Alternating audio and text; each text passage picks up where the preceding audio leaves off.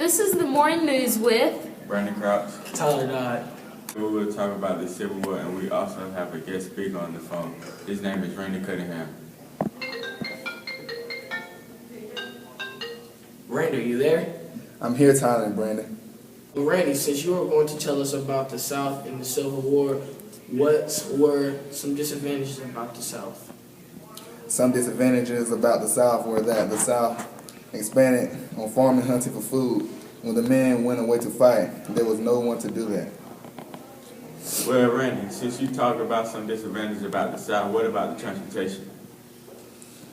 The South had few railroads to move troops to vital supplies. Okay, even though all of those faults with the South, why do you think they would win? Well, since the South has better military leaders and the fact of they are playing defensive or using the attraction plan of war, it should be easy win. Okay, thanks for your insight. Well, Tyler, that was nice input about the South. Now it's time to talk about the North. So now we have another guest speaker on the phone to talk about the North. Chris Chandler, are you there? Yeah, I'm here. He's of the North. Well, the North has to go after the South, so we can't be defensive. And on top of that, we don't really have any good leaders. That sounds like a pretty steep road for you guys. It would seem that way, but we have more factories that make supplies, and we can transport them all really fast because we have most of the railroads. Plus, we outnumber them about 4 times. I also think they might decide to go into total war and just burn out the South.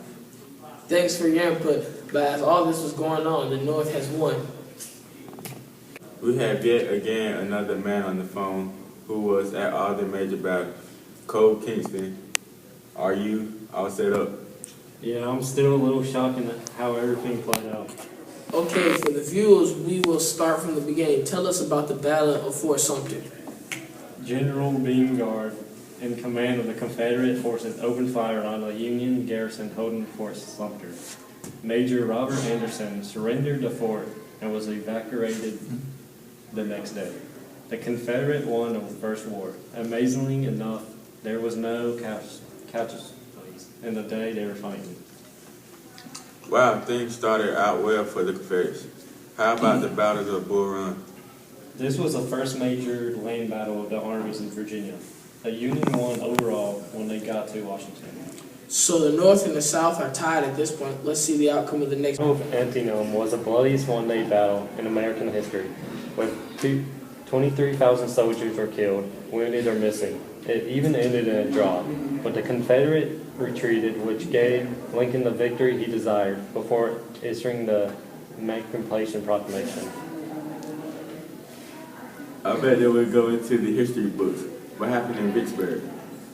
Grant trapped the Mississippi soldiers in Vicksburg, and they gave into the siege not too much later.